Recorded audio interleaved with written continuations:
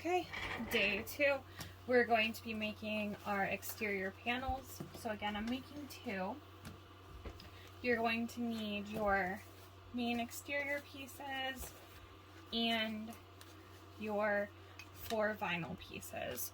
I'm also going to be adding my nameplate when I make these, but you do not have to do that if you don't have one. Sorry, reaching up there. Alright, so I'm going to get my hair clips out. That's what I like to use for this part. You can use regular clips. And you're going to make sure that your print is right side up, and you're going to have these squares down. You want,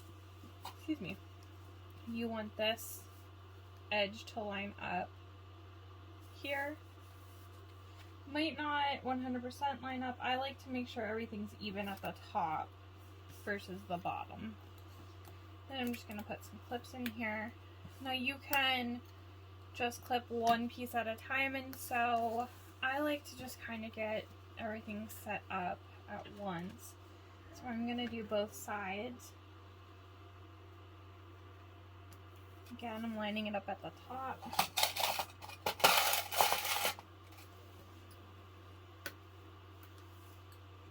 Just putting some clips in. You can use a bunch if you want. Use a couple of teal. I'm going to prep both sides. Again, right side up. The little cutout squares are at the bottom. And we're lining up to the side that meets up completely. The longer side without it.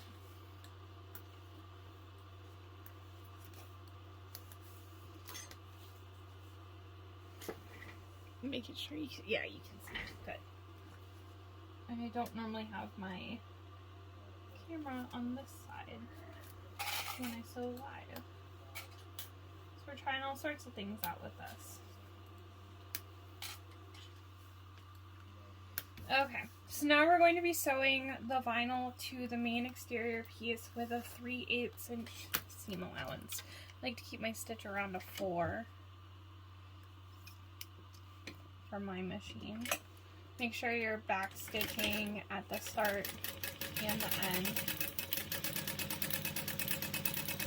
Just removing my clips as I go. I like to sew mine in a chain.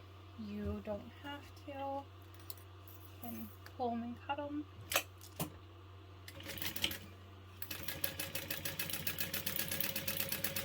The 3/8 inch seam allowance is important because you're going to want your main panels exterior, your main exterior pieces to line up with your lining pieces. I'm so sorry I had to sneeze and I didn't want to do it on camera. Alright, so then we're going to go to the other side and do the same thing. 3/8 inch seam allowance, back stitching at the start and the stop.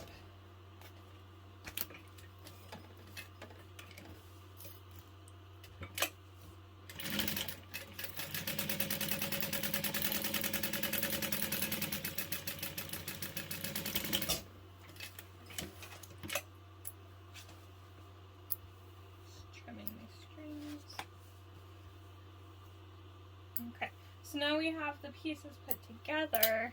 We need to top stitch. I like to turn my stitch length up a little bit. And what you're going to do is you don't have to press it because you can't press the vinyl. You're just going to finger press and just keep a grasp on it. And it's going to be a 1/8 of an inch top stitch. George is making an appearance for this part too.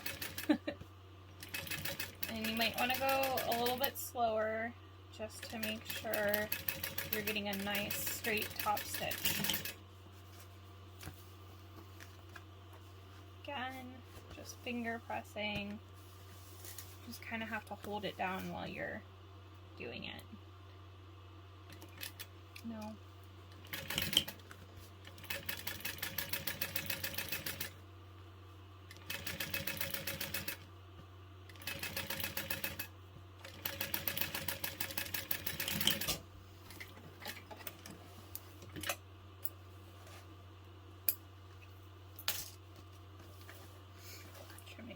things as I go. Sorry if you can hear my boyfriend. He's playing Call of Duty upstairs. Directly above me. I didn't even think about that. Alright, so pressing the other side down. You want to make sure you're stitching on the vinyl too and not the print, because this is folded over, so you're top stitching it down on here.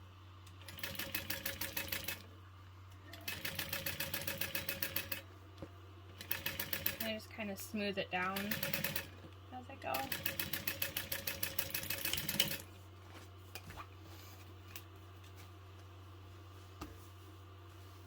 Smoothing it down.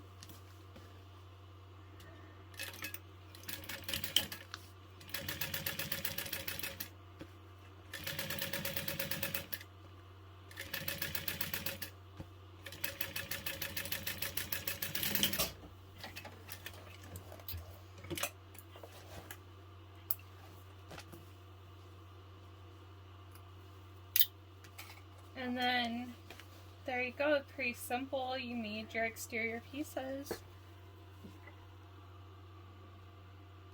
I'm going to change my thread, and then if you want, you can watch me sew the second bag I'm making together. Otherwise, you're good for day 2.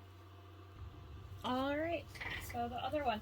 I'm just gonna kind of go through the motions and not talk much on this. Just kind of a little bit of a bonus. Now, this one I did print at 80% and I haven't actually tried doing this yet. It looks like this is sticking out on the bottom, so I don't know if that's my fault or from resizing the pattern, to be honest. The knit material is a little bit hard to cut accurately in interface.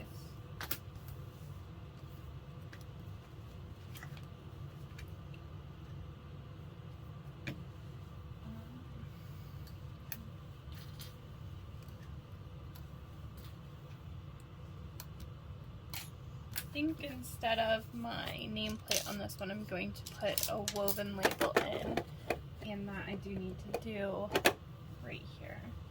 I like to set them about here.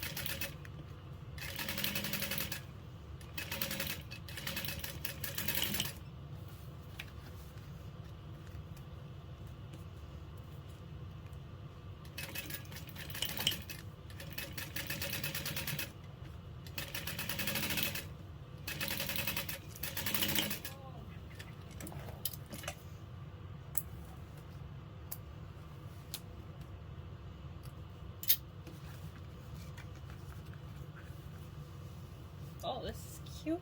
So much smaller.